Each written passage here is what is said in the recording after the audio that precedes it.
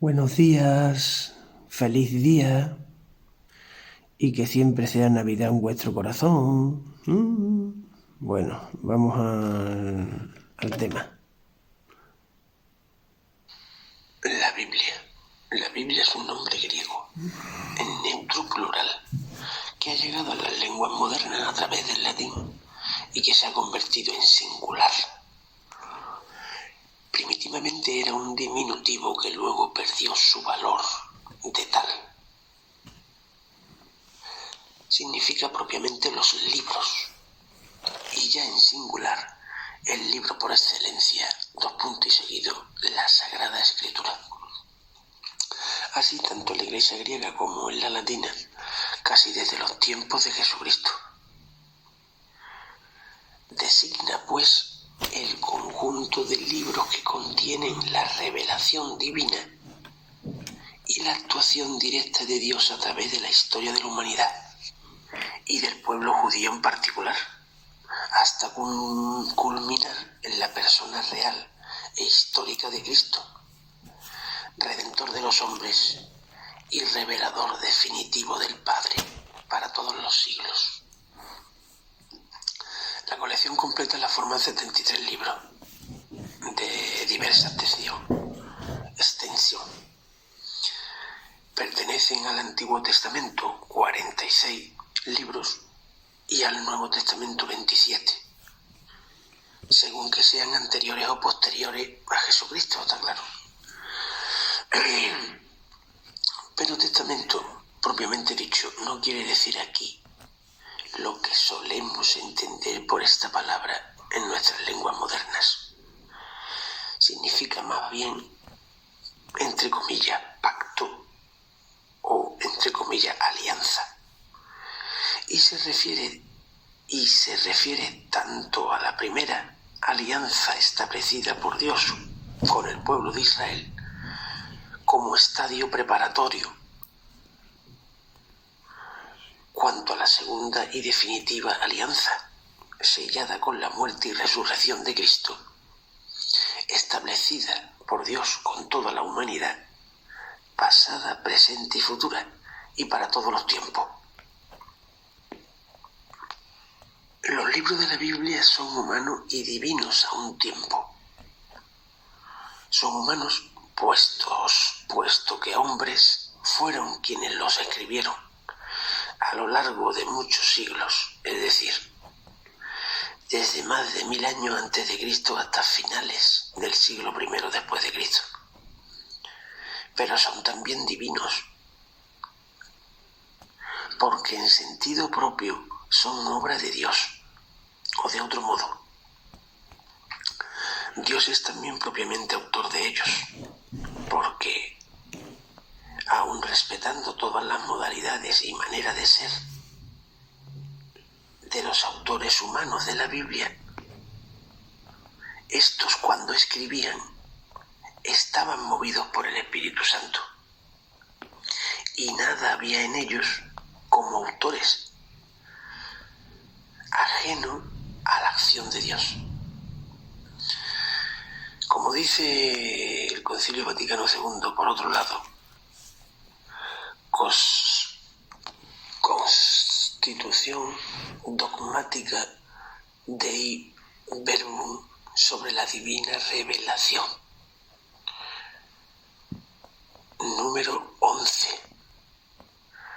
¿Qué significa Dei Verbum?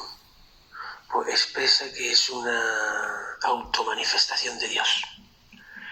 En medio de la historia, Dios se hace visible. 2 puntos y seguida. En la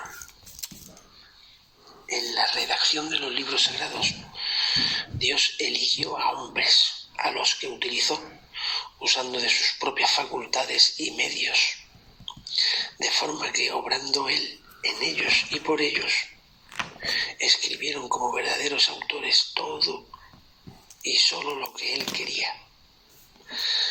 Sea, pues, cual fuera el tema de cada libro, de cada párrafo, de cada frase de la Biblia, toda ella es palabra de Dios. Y esto es importantísimo. y por serlo, necesariamente ha de poseer las cualidades de absoluta infalibilidad en sus afirmaciones debidamente entendidas y de verdadera santidad en sus fines. Sin embargo, aunque toda la Biblia es palabra de Dios, no todo lo que contiene la Biblia es revelación directa y sobrenatural de Dios. A veces se tratará de verdades inasequibles al hombre por la sola razón, pero con más frecuencia se trata de hechos, pensamientos y predicaciones humanas que entran totalmente dentro del campo de la historia y del razonar humano. Sin embargo, es el enfoque de estos hechos y de este razonar humano, gracias a la actuación positiva y providencial de Dios, lo que da a la historia y a las enseñanzas de la Biblia su carácter peculiar de libro divino. Sin deformar los hechos y sin tergiversar el razonamiento humano, la Biblia nos presenta la teología de la historia y de la revelación divina, la ordenación que la providencia de Dios va estableciendo en la historia de la humanidad y en el razonar humano, para que el hombre vuelva definitivamente a Dios, que fue su principio y necesariamente es su fin.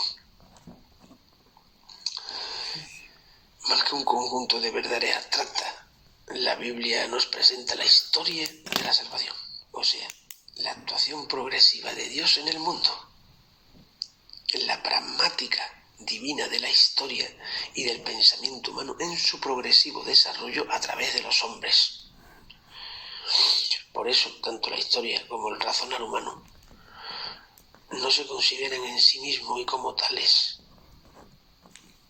sino en función de la salud espiritual que Dios promete ya a raíz de la caída en el paraíso, y que bajo la acción de su providencia, sin limitar por ello la libertad humana, esto también es importantísimo, se va desarrollando a través de los siglos hasta culminar en la gran teofanía o manifestación personal histórica real de Cristo. De aquí que Cristo sea el centro de la Biblia y esté presente en todas sus páginas. 2 puntos seguidos. En el Antiguo Testamento, como promesa y esperanza, prefigurado, no solo en las palabras y en los vaticinios mesiánicos, sino también en la trayectoria o en el sentido de la historia de Israel, con su elección para pueblo de Dios, con sus héroes, sus profetas, su culto y sus instituciones.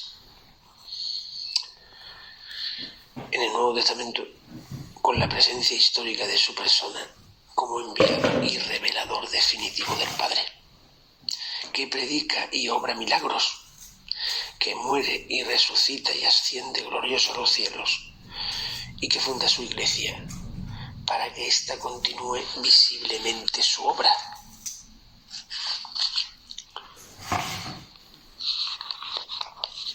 La lectura de la Biblia, por tratarse de libros escritos en lenguas muy extrañas a las nuestras y en épocas de mentalidad y de costumbre muy distintas de las modernas, no siempre es fácil, por mucho que se afine y se aclare el sentido en las traducciones.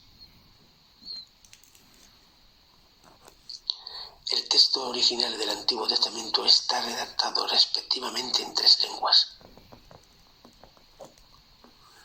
en hebreo, en arameo y en griego. En hebreo, y en parte muy reducida en arameo, los libros que figuran en la Biblia hebrea.